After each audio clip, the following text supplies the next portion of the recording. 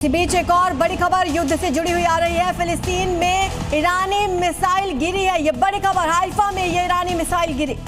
तो Haifa port को भी लगातार ईरान टारगेट करने की कोशिश कर रहा था। तेल अवीव पर ये मिसाइल दागी गई थी, लेकिन ये हाइफा की तरफ गिरी है। फिलिस्तीन वाले हिस्से में भी इसका असर देखा गया। हमारे साथ अशोक सिंघल सर भी हैं। अशोक सर, हम परमाणु हमले की बात कर रहे थे। अगर इजराइल ऐसा डिसीजन लेता है, जी सुशील सर जी, अगर इजराइल ऐसा डिसीजन लेता है तो क्या अमेरिका उसका साथ देगा?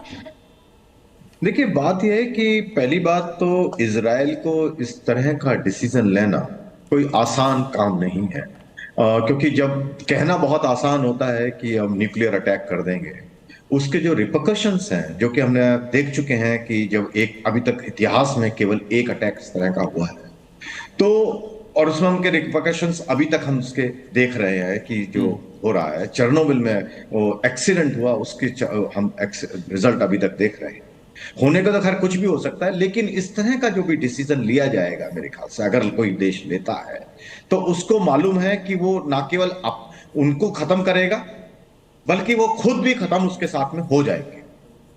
तो मुझे जो पर्सनली जो हालात हैं उसमें अभी ये नजर नहीं आ रहा कि कोई देश इस तरह या इजराइल किसी इस तरह की डिसीजन पर लेगा।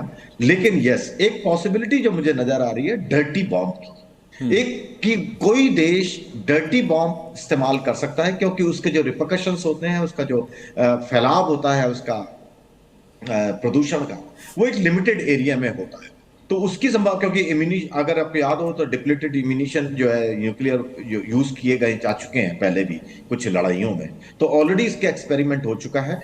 उस तरह की संभावना यस हो सकती है आगे हो, लेकिन न्यूक्लियर बॉम्ब आई थिंक वो स्टेज अभी कहीं नहीं पहुंची है, और अमेरिका बिल्कुल उसके साथ में अगर कुछ बनता भी है तो आई डोंट थिंक कि अमेरिका उस पर इजराइल। श्याम सर, इस पर आपका भी कमेंट हम चाहेंगे। दूसरा सर, जो हम ड्रोन स्पॉट वाली खबर देख रहे हैं, ये किस लेवल का थ्रेट है यूएस के लिए, और काउंटर में क्या किया जा सकता है यूएस की तरफ से इस पर?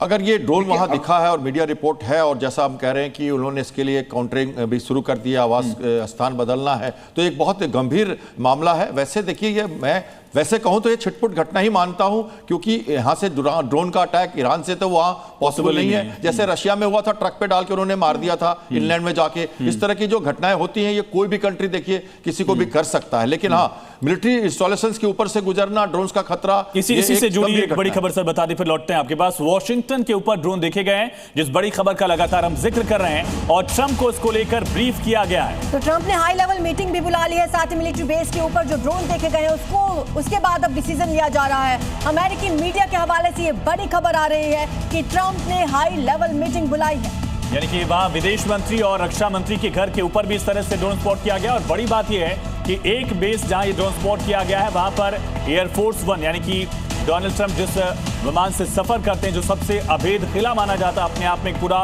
व्हाइट हाउस नुमा वो विमान है, वहां पर भी ये ड्रोन स्पॉट किए गए हैं। ये बहुत बड़ी खबर है, बहुत बड़ा खतरा भी हो सकता है, और इसी को लेकर डोनाल्ड ट्रंप की तरफ से बैठक जो है वो बुलाई गई। लेकिन इसी बीच ये बड़ी खबर वॉशिंगटन से, जहां पर वॉशिंगटन में ये ड्रोन्स देखे गए हैं, जिसके बाद वहां पर हलचल अब बढ़ गई है। देखिए, पीट हेग्सेथ की तस्वीर आप देख रहे हैं, साथ ही तस्वीर आप देख रहे हैं मार्को रूबियो की। एंड्रयूज मिलिट्री बेस जो है, वहां पर इस तरह के ड्रोन्स को स्पॉट किया गया है, जहां मार्को रूबियो यानी कि विदेश सचिव, विदेश मंत्री के पैरेलल वो, और पीट हेग्सेथ यानी कि रक्षा मंत्री जो है वहां की। तो बेस के पास रक्षा मंत्री का भी वहां पर आवास है, और ऐसे में अब जानकारी ये भी मिल रही है कि उनके आवास को बदला जाएगा। और ड्रोन वहां मंडरा रहे थे, युद्ध की आहट क्या वहां तक पहुंच गई है, बहुत बड़ा सवाल। श्याम सर, जिसका जिक्र आप कर रहे थे, 10,000 किलोमीटर से ज्यादा दूरी है, ईरान के ड्रोन वहां नहीं पहुंच सकते, हम जानते हैं, लेकिन क्या वहां पर कोई मोल हो, क्या वहां लोकल लेवल पर कोई इस तरह की कोशिश की गई? ये हो सकता है कि वो लोकल कोई मोल हो, और जिसने ये किया है कोशिश, वो एक ड्रोन उड़ाना या एक दो ड्रोन किसी जगह से उड़ा देना, ये पॉसिबल है। कितना बड़ा ड्रोन था, उसकी किस तरह का ड्रोन था, पेलोड था उसमें, बारूद था या नहीं था, ये हमें नहीं मालूम, लेकिन ये आकलन से पता लगेगा। लेकिन एंड्रूज बेस के ऊपर होना, जहां से उनका कमांड कंट्रोल एयरक्राफ्ट जो है, एयरफोर्स वन हेलीकॉप्टर्स जो उनके हैं वहां से उड़ते हैं, तो ये बड़ी बड़ी गंभीर मामला कह सकते हैं इसको, और ये इसके ऊपर वो आकलन करेंगे, इसलिए उन्होंने मीटिंग बुलाई है। लेकिन अगर इस तरह की रेकरिंग होती है प्रोसेस, या कहीं और भी देखा जाता है, और ये कोई ट्रेंड बनता है, तब फिर ये एक मामला बनेगा। ठीक है।